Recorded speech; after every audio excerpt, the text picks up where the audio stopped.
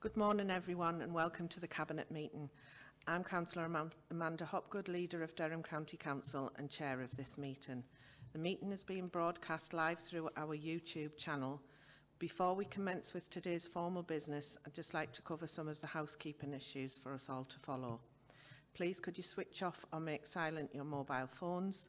Keep your microphones switched off at all times unless invited to speak by myself as the Chair, and when invited to speak, please switch on the microphone nearest to you and introduce yourself. So with that, we'll move on to the agenda. Item 1 is public questions. We haven't received any questions for today's meeting. Item 2, the minutes. Can I please have a mover and seconder to the minutes of the meeting held on the 19th of April? Move it, Chair. Thank you. Seconder, please. Second those minutes, Chair. Thank you. Can we agree the minutes as a correct record? Agreed. Okay, I can confirm therefore that the minutes are agreed. Item 3, declarations of interest. Are there any declarations from members this morning? No. Okay. Item 4 is the submission of Minerals and Waste Policies and Allocations Development Plan document and revised statement of community involvement. This is a report of the Corporate Director of Regeneration, Economy and Growth. This morning, could I please ask Alison Clark, Head of Culture, Sport and Tourism, to present the report. Thank you, Chair. So the purpose of this report is to seek Cabinet's approval to recommend that Council agree the publication draft of the Minerals and Waste Policies and Allocations Development Plan document for submission. The full Council meeting is on the 21st of June 2023. It also seeks Cabinet approval of a revised statement of community involvement, or SCI, which sets out how stakeholders are involved in local plan and neighbourhood plan preparation and the determination of planning applications. Alongside the policies of the adopted County Durham Plan, the Minerals and Waste Policies and Allocations Development Plan document will contribute to meeting the strategic objectives of the County Durham Plan. The document supports the provision of a steady and adequate supply of minerals in accordance with the principles of sustainable development.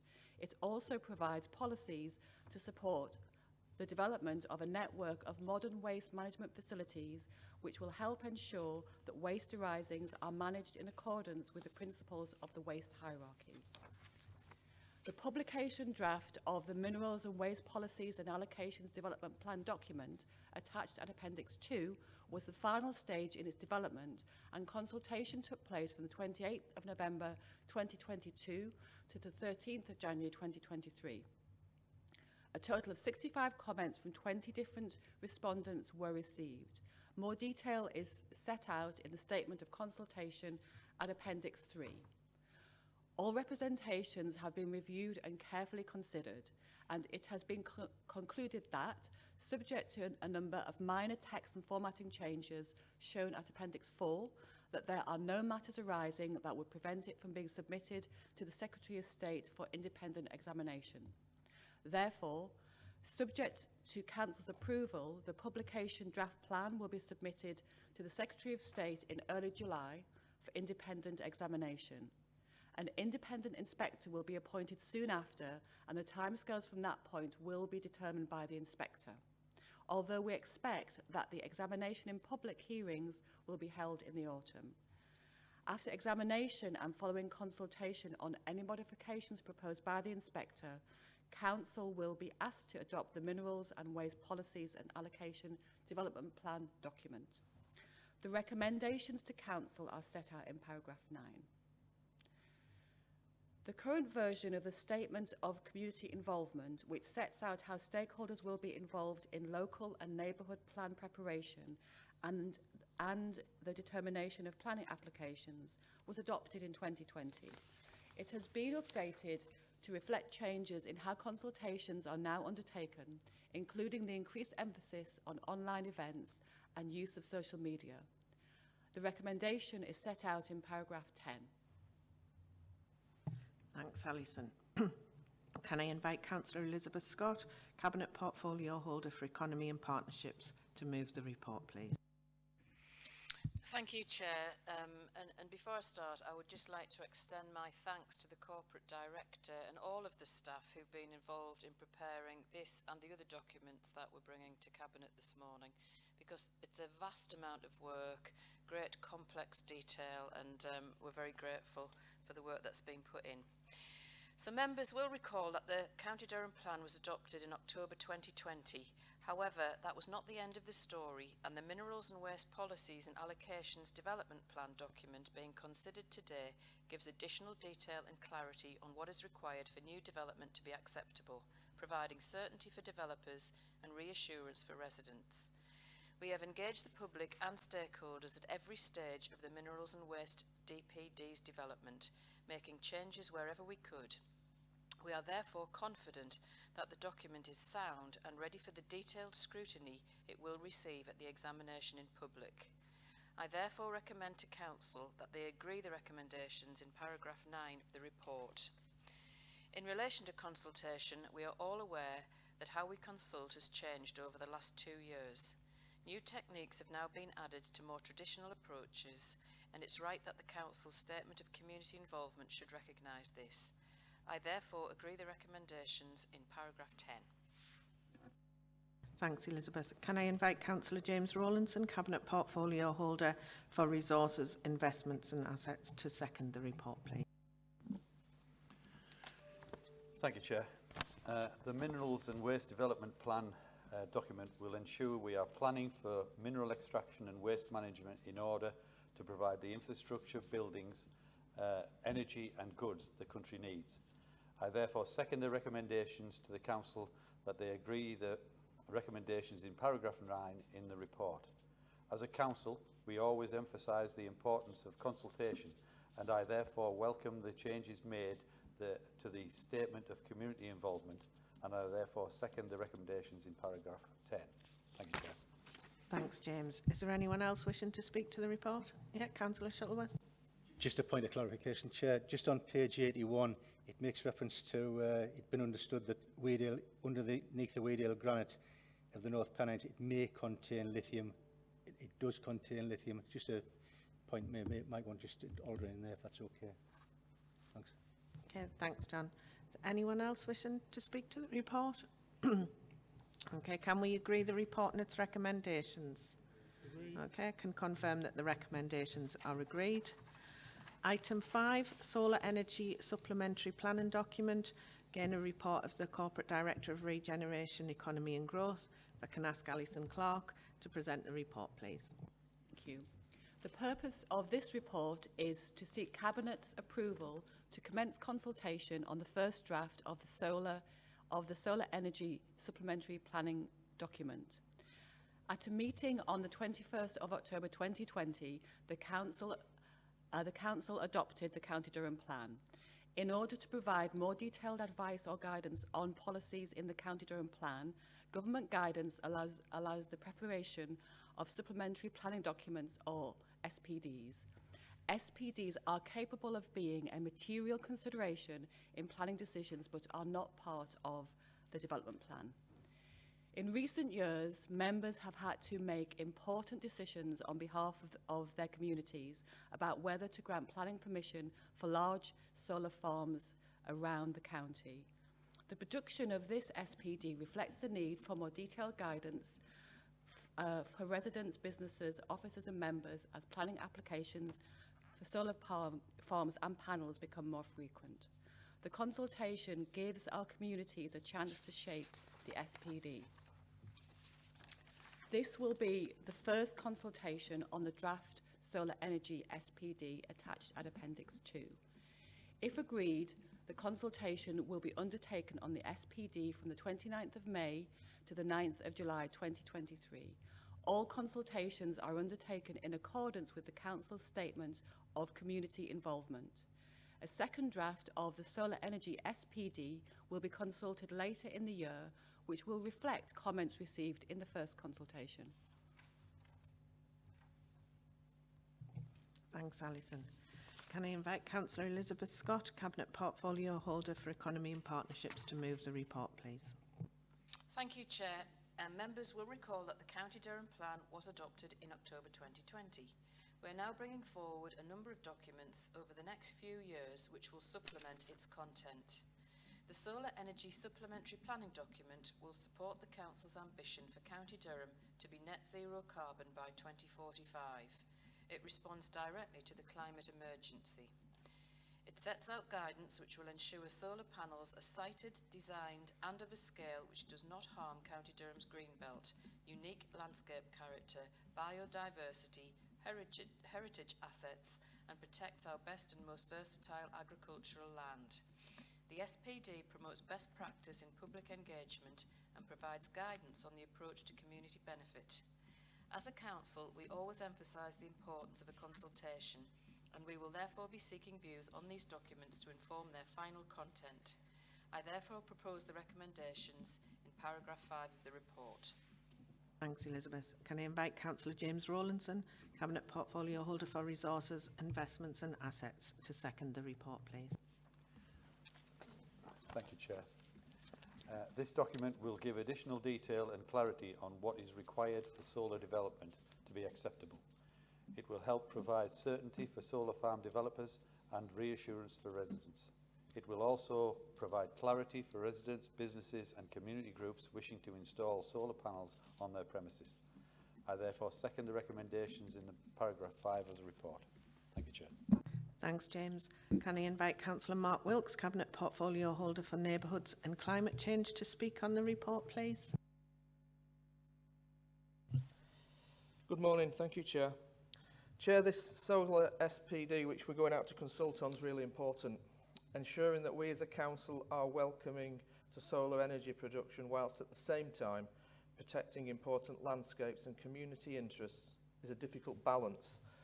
This SPD does that by providing guidance that high quality farmland should not be used for solar farms, and that where lower quality agricultural land is proposed to be developed, that it continues to provide grazing and ecological benefits wherever possible. Chair, we're tied to the National Policy Framework, which does not as yet provide a legal requirement for a set schedule of community benefits. However, this SPD reminds developers of their obligations to our communities and to give consideration to the community benefits that standalone renewable energy projects should, in my view, all be providing. The current planning system's flawed, and I'd urge the government to place a legal obligation on renewable energy farms, whether solar, wind or other, to provide specific financial, environmental and community benefit requirements. This is to take into account the fact that this type of development has significant impact on communities and that communities should benefit as a result. In Scotland, wind farms pay £5,000 per megawatt per year for the benefit to local communities. The UK government should make this a binding requirement for all standalone solar and wind farms in the UK. Over the lifetime of a solar development, it may generate as much as £500 million of revenue. Yet some developers have sought to provide little if no return to the communities they impact. I support our solar SPD and I'm delighted that the joint administration running the council has brought this forward, giving much needed support to the County Durham plan, furthering our county as a strong renewable energy hub whilst protecting our communities and speaking loud and clear to developers that they need to up their game in providing realistic benefits to the communities their developments impact upon. Thank you, Chair. Thanks, Mark. Is there anyone else wishing to speak on the report? No? Can we agree the report and its recommendations? Agreed. Okay, I can confirm that the recommendations are agreed. Moving on to item 6, Parking and Accessibility Supplementary Planning Document, report of the Corporate Director of Regeneration, Economy and Growth. Alison, can I ask you to speak again, please? Thank you. So the purpose of this report is to seek Cabinet's approval to commence consultation on the latest draft of the Parking and Accessibility Supplementary Planning Document, or SPD. The document supports the County Durham Plan adopted in October 2020. In order to provide more detailed advice or guidance on the policies in the County Durham Plan, government guidance allows the preparation of SPDs. SPDs are capable of being a material consideration in planning decisions, but are not part of the development plan. This will be the third consultation for the draft Parking and Accessibility SPD attached at Appendix 2, which incorporates some of the suggested changes received during the previous 2 rounds of consultation. So in response to the second round of consultation, a total of 42 comments were received from 20 separate organisations. A detailed statement of consultation is attached at Appendix 3. Some of the key comments to come out of the consultation include concern from community groups, national highways and house builders that the parking requirements on residential developments were too high.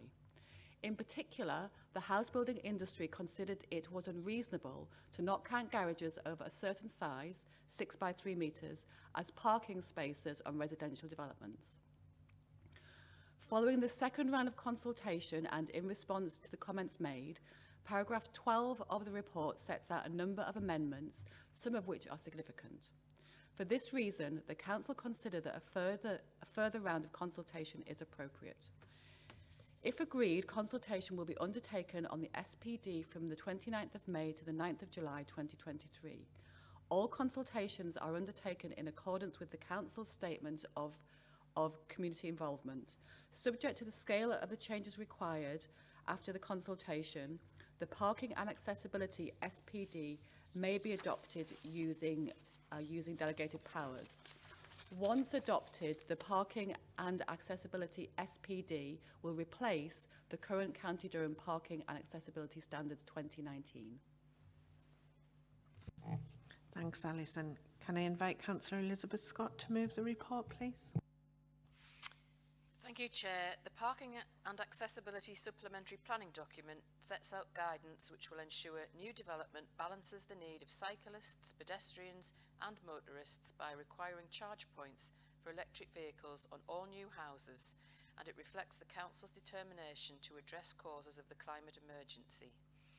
As a Council, we always emphasise the importance of consultation and will therefore seek views on these documents to inform their final content. I therefore propose the recommendations in paragraph 5 of the report. Thanks, Elizabeth. Can I invite Councillor James Rowlandson to second the report, please? Thank you, Chair. This document will give additional detail and clarity on what is required for a new development to be acceptable, providing certainty for developers and reassurance for residents. I therefore second the recommendations in paragraph 5 of the report. Thank you, Chair. Thanks, James. Can I invite Councillor Mark Wilkes, Cabinet Portfolio Holder for Neighbourhoods and Climate Change, to speak on the report, please? Thank you, Chair. Chair, we waited a long time under the previous Labour administration for a robust parking policy for new housing, but none came. Our work in this area and this SPD clears up those concerns raised by our communities for years. These include roads that are too narrow, garages that you could never fit a car in, and pavements blocked with vehicles. This SPD fixes those long-standing failures and gives the guidance and instruction needed for developers, for our council and councillors, to make sure, for example, you can fit a car in a garage and people can walk down streets without cars blocking them. Some estates built in the last decade or so are so difficult to navigate that someone who's disabled or a parent pushing a pram, and frequently even an able-bodied person, ends up walking down the road instead because the pavement is blocked and there's not enough parking. I'd like to thank the portfolio holder and officers for their extensive work and for taking on board the views of Cabinet so that we can finally have a solid parking policy for new developments, ensuring that developers aren't allowed to squeeze way too much into their sites, which ultimately our residents have to live in. This policy not only makes sure new housing development is right first time, but also allows us to restrict future garage conversion without alternative parking provision being provided. Future-proofing development, meaning that the council will not end up having to use our resources to fix parking problems, as we have so often had to do in our communities. I urge residents across the county to support us in tackling this issue once and for all and joining in this consultation. Thank you, Chair. Thanks, Mark. Is there anyone else wishing to speak to the report? Okay, can we agree the report and its recommendations? Okay, I can confirm that the recommendations are agreed. Item 7 is any other business. I haven't been notified of any other business for today's meeting, so I'd like to thank everyone for taking part and to those members of the public and media who have watched the meeting online. That concludes the business for this meeting.